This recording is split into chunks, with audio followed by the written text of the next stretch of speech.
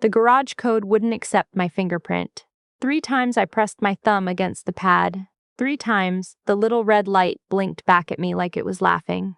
I stood there in the November cold off the lake, breath fogging in front of my face, staring at a door I'd walked through every day for 9 years, and it didn't know me anymore.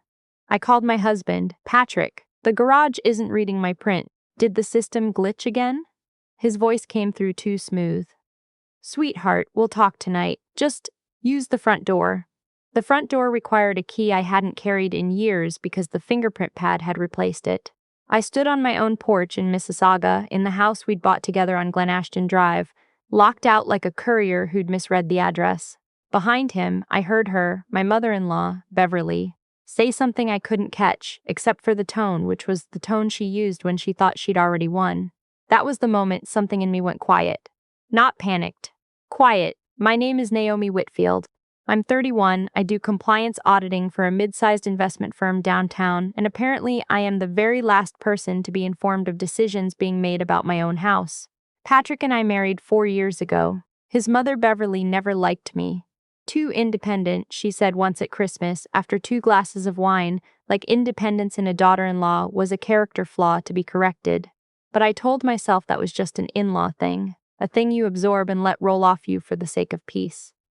I thought loyalty in a marriage meant something. I thought foolishly that the house with both our names on the deed was actually a thing 2 people owned together. Standing on my own front step, locked out by a system I had paid half of, felt something new settle into my chest. Not heartbreak, clarity. I sat down on the cold concrete steps. I didn't bang on the door, I didn't call out. I pulled out my phone and texted my lawyer, a sharp, no-nonsense woman named Odette Marchetti, who I'd hired 8 months earlier, for reasons Patrick still didn't fully know. They made their move. Begin the filing. She replied within 2 minutes. You're certain? I looked at the door, at the warm light spilling from the kitchen window, at the shape of my husband's mother moving past it like she belonged there more than I did. More certain than I've ever been about anything. People assume betrayal arrives like a slammed door. Mine arrived like condensation on a window, slow, quiet, and I kept wiping it away and telling myself it was nothing. It started about 7 months earlier, right after Patrick's father passed and Beverly sold her condo in Oakville to move in with us temporarily. Temporarily turned into permanently within about 6 weeks. And once she was settled in our guest room, the questions started. Casual at first. How's the mortgage coming along? Are you and Patrick still putting money toward retirement separately? Or have you combined that yet? Then less casual. She started asking to see our bank statements just to help with budgeting, she said, since she used to manage Patrick's father's books for 30 years, and apparently retirement had left her bored and needing a project. I actually thanked her once for organizing our filing cabinet. I thanked the woman who was quietly building a map of my finances. Then came the comments, dressed up as concern. This house is a lot for 2 working people, Naomi. You're never home to enjoy it. Maybe something smaller makes more sense, something easier to manage. Patrick would just nod along, sipping his coffee, not quite meeting my eyes, the same way he did every time his mother ups a conversation somewhere. He didn't have the spine to redirect. The real crack appeared at Thanksgiving. Beverly leaned over the turkey, smiling the way she always smiled, right before she said something designed to wound politely. Patrick and I were talking, she said. And we think it's time to simplify things. This house was always more practical for a family with children, and well, she glanced at my flat stomach with theatrical sympathy, circumstances being what they are. Patrick said nothing, he just refilled his wine. That night, after everyone left, I noticed the bottom drawer of my home office desk wasn't pushed all the way in. The folder with our property documents was out of order. Someone had been through it. I didn't accuse anyone. I didn't even mention it. I just went very, very calm, and I made a decision. If they wanted to play games with my home, I would learn the rules better than they did. The weeks after that felt like living next to a fault line nobody else could see moving. Patrick started taking calls in the garage with the doors shut. Beverly began answering his phone for him. Oh, he's resting, dear. You know how stressed he gets. She'd say sugar thick in her voice. About a man who used to manage logistics for a freight company and could solve a customs delay at midnight without blinking. Documents started disappearing from the mail. A property tax statement, a notice from the land registry office that I never got to see. When I asked Beverly if she'd seen anything come for me, she laughed, light and dismissive. You've always been a little scattered, Naomi. Have you checked your car? Scattered. Right. The morning everything cracked open, I'd come home at lunch to grab a folder I'd forgotten, and I heard them in the kitchen before I opened the door. Once the transfer clears, Beverly was saying, she won't have grounds to contest it. We'll frame it as protecting the family asset. She trusts us, Patrick said, low. She won't even check the registry until it's done. I stood in the hallway with my hand on the door, my chest tight enough that I thought they'd hear my heartbeat through the drywall. Transfer. Registry. Done. I didn't walk in and scream. I turned around, walked back to my car, and sat in the driveway of my own house for 11 minutes before I could make my hands stop shaking enough to drive. Then I called Odette Marchetti and told her everything, every odd comment, every missing document, every too-calm reassurance. She told me something I've never forgotten.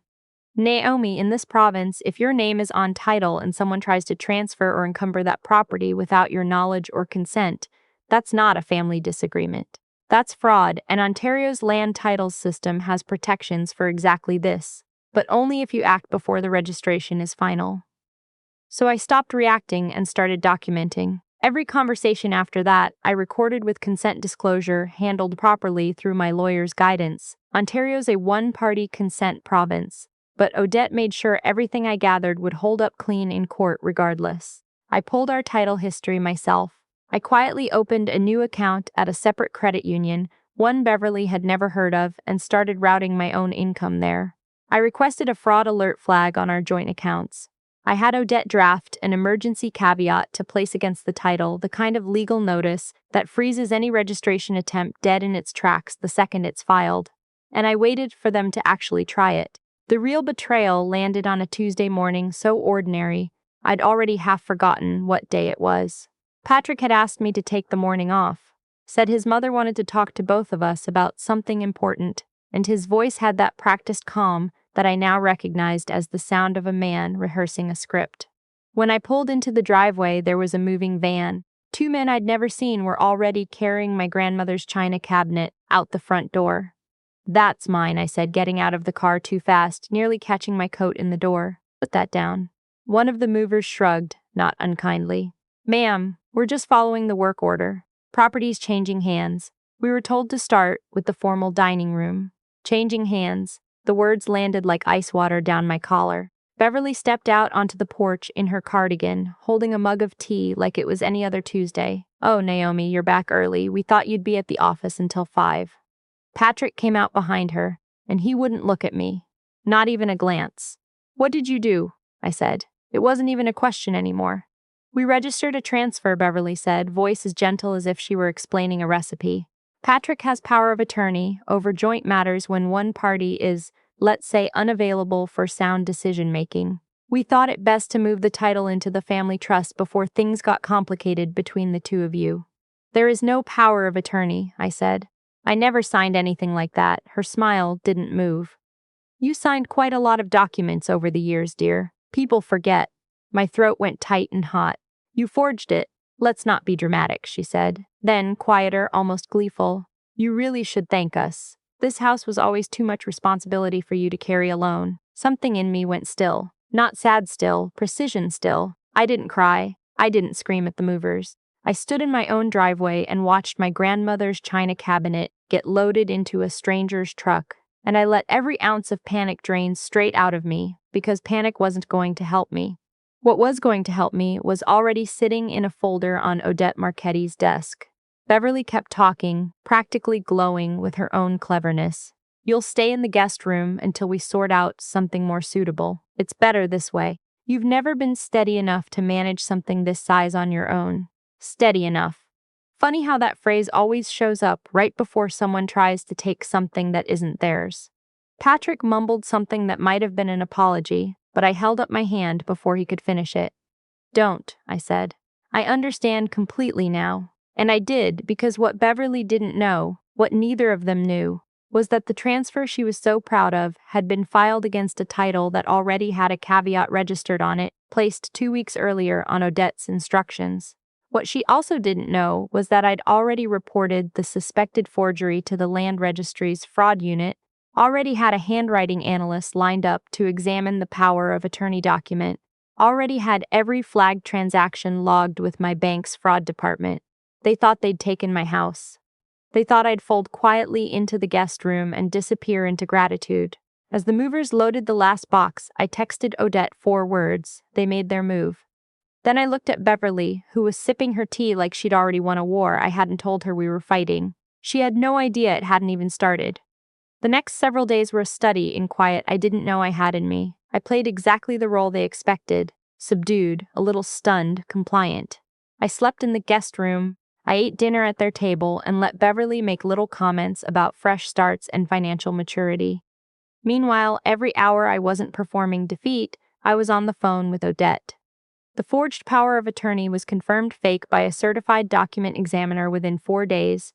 Patrick's signature witnessing it didn't match 3 other notarized documents we had on file. The caveat held: the registration attempt had been frozen the moment it hit the land registry system, exactly like Odette said it would. By Friday morning, everything was ready. I came downstairs to find Beverly humming over her tea, looking entirely too pleased with herself. "The new owners finalized the purchase agreement today," she said without looking up. "Once that's done, the proceeds go into the family trust. You'll thank us eventually." "Will I?" I said, and something in my voice made her glance up properly for the first time in days. My phone, upheld. Fraud unit confirms forged POA. Emergency motion filed and granted. Police notified. Proceed. A firm knock landed on the front door, 3 times, no hesitation. Beverly startled, tea sloshing over the rim of her mug. "Who on earth?" I opened the door myself. 2 officers from Peel Regional Police stood on the porch, and behind them, a woman in a blazer I recognized from the Land Registry's investigation unit. "We're looking for Beverly Whitfield and Patrick Whitfield," the lead officer said. "We have a warrant related to fraudulent property transfer and forgery of a power of attorney document." Beverly's face went the color of dishwater.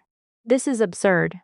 She's unstable. Check her medical history." "Check." "Ma'am," the officer said, not unkindly but firmly, "you'll have the opportunity to speak with your lawyer." Patrick stood frozen by the kitchen island, the color draining out of him the same way it had drained out of his mother. "Naomi," he said, and his voice cracked on my name. "What did you do?" I kept my voice level. "Exactly what you should have expected. I read every document before I sign it. You should have remembered that about me."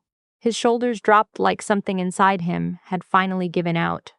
"You didn't have to take it this far." "I didn't take it anywhere," I said quietly. "You forged a legal document with my name on it. I just made sure it didn't work." As they were led out to the cruiser, Beverly turned, mascara already smudging under her eyes, and hissed, "You ungrateful, calculating little." "By forging my husband's signature on a fake power of attorney," I said, calm as still water. "By trying to steal a house I have just as much claim to as either of you. I learned calculating from someone, Beverly. I think you know who." Patrick paused at the cruiser door, and for 1 second he looked like the man I married, instead of the man who'd let his mother run our lives into the ground. "Naomi, I never wanted to hurt you." Something in my chest ached, brief and hollow, gone almost as fast as it arrived. "You didn't just hurt me," I said. "You let her use you to try and erase me. There's a difference, and it matters." The cruiser doors shut. The street went quiet except for somebody's dog barking 3 houses down. I stood alone on my own driveway, with my name on the title that had never actually left it, and breathed in the first clean breath I'd had in months. But it wasn't finished, not yet. People think justice ends with handcuffs in a driveway. Mine ended 4 months later in a courtroom on University Avenue, fluorescent lit and smelling faintly of burnt coffee from the machine in the hallway. Beverly and Patrick sat at the defense table, smaller than I remembered them. Their lawyer argued they'd acted out of concern for family stability. Odette responded by setting down a binder thick enough to make the clerk visibly wince. Forged signature analysis, recorded conversations with proper consent documentation, the frozen caveat filing, banking records showing the routing attempt toward an account Beverly controlled. The judge went through it page by page, her eyebrows climbing a little higher each time. When she finally looked up, she asked if I wished to pursue full charges. The room went still. "Yes," I said. "Forrest attempted fraud against title. And I'm filing for a restraining order against my mother-in-law, and I'm seeking full restitution for legal costs and the value of property removed without consent." including items that can't be replaced. Beverly's mouth opened like she meant to argue. Patrick just stared at the table. "Naomi, please," he said, barely audible. "But mercy is something you earn, not something you're owed for finally feeling sorry once you've been caught." They hadn't earned it. The ruling came down within the week. Title remained exactly as it always should have. Fully in both our names, untouched, the attempted transfer voided as if it never happened. The restraining order was granted. Beverly's accounts connected to the attempted transaction were flagged for review. Patrick, mercifully for him, avoided the harshest charges by cooperating with the fraud investigation against his mother. But our marriage didn't survive what he let happen in our own kitchen. I sold the house eventually, not because anyone forced me to, but because I wanted to choose that on my own terms, in my own time. I bought a smaller place near the lake in Port Credit, just for me, paid for with money no one else had ever touched, under a title with exactly one name on it. I keep my grandmother's china cabinet in the front hallway now, where I can see it every time I walk in the door. Some mornings, I still touch the lock on my way out, just to feel it turn, just to remember what it's like to own something nobody can quietly take from you while you're not looking. They thought locking me out would break me. Instead, it was the first day I ever truly stood on ground that was completely mine.